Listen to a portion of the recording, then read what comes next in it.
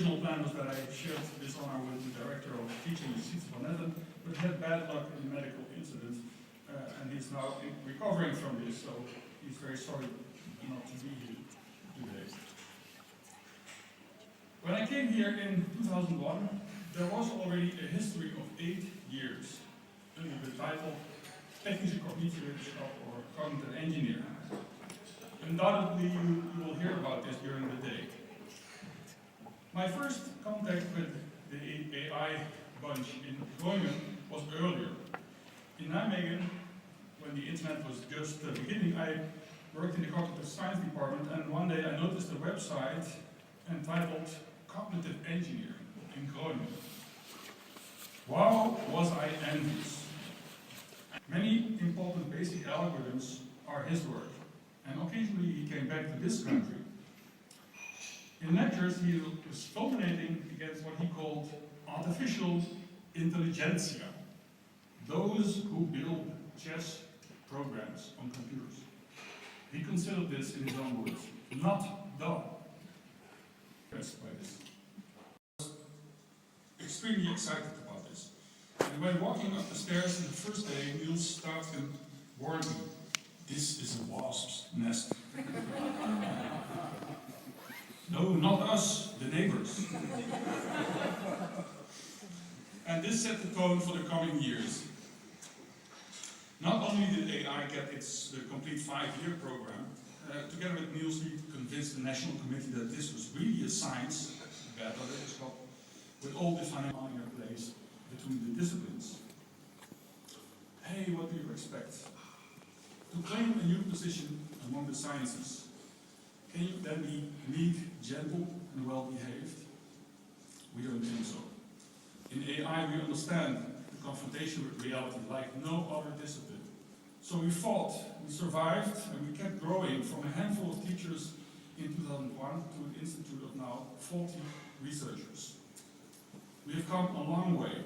I cannot say that all struggles are over, because we, as an exotic exception, are the target for all kinds of changes and reorganizations, especially in times of financial crisis, of course.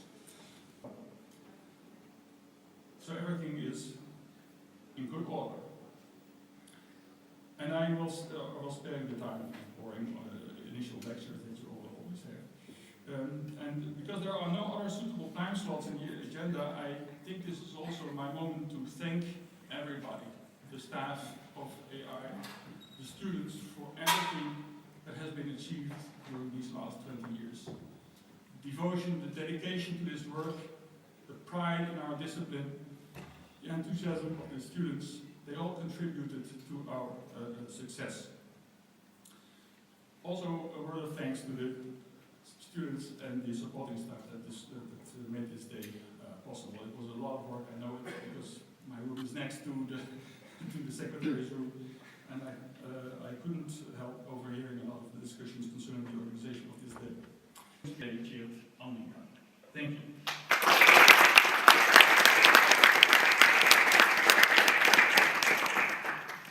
A number of household announcements, and then I will be very visibly in this slides for part of the day, I'm afraid.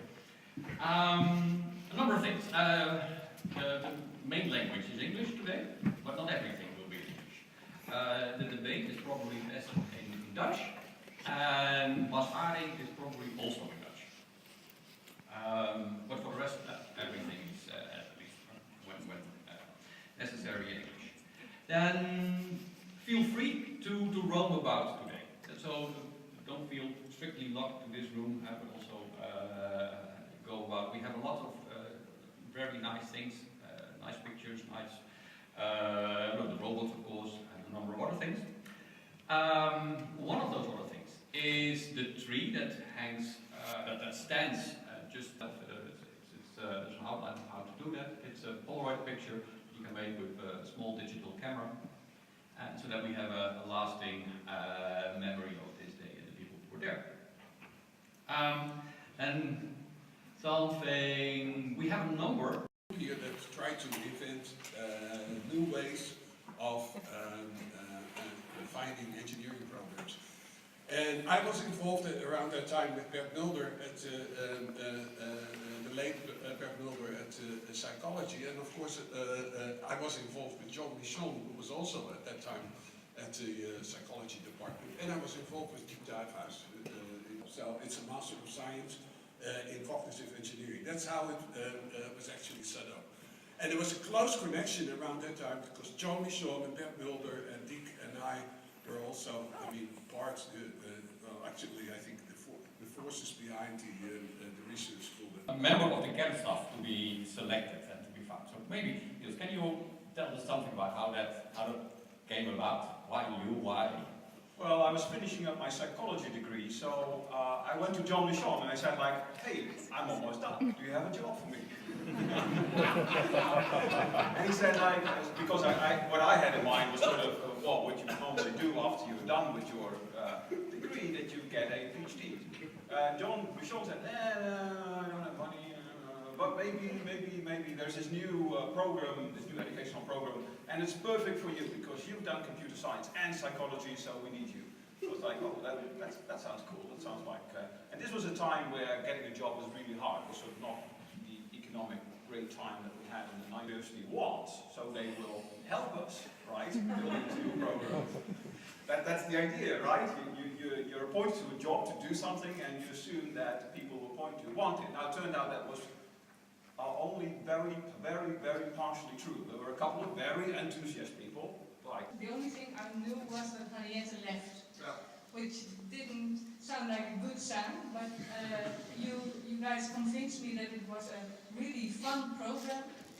And at that time I was a PhD student at the Faculty of Arts. I think I was in my 3rd year, but it sounded like a maybe not very sensible thing to do in combination with doing a PhD. But nevertheless, I decided to take on this position because it sounded like a very exciting thing to together build a new program, and there were no students at that point.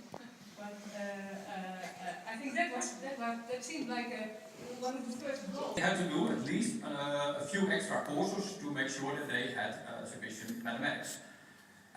So the first course actually of the whole program for our students was given by me for the reason that we had selected a mathematics course, and a mathematics course that was not at all suitable for our students. Die dat allemaal voor mij gaan doen met een beetje interactie met de studenten, dan zou het wel kunnen werken, denk ik, want het belangrijkste gedeelte van studie is dingen dat je zelf doet. De studenten moeten het zelf leren, maar met steun. Ja, zo. Ik heb veel gehad aan mijn docenten tijdens mijn studie. Dus ik ben noodzakelijk niet tegen dat ze vervangen kunnen worden. En hierbij een korte anekdote. Het is tijdens mijn studie ook niet zozeer gegaan om de leerbaarheid van de stof. Veel van de stof is te vinden in boeken, het internet, verschillende videolectures, we kennen het allemaal. De leerbaarheid van de stof, ik geloof dat je daar ook prima zonder docenten kan doen. Maar juist gekeken, dat is heel moeilijk om te doen in je eentje. En die rol voor docenten denk ik dat altijd zal blijven. Nou, na dit hartverwarmend. Mensen denken misschien dat het lesgeven een ontzettend moeilijke activiteit is. Die enorm veel expertise vraagt en kunde in het overbrengen van stof.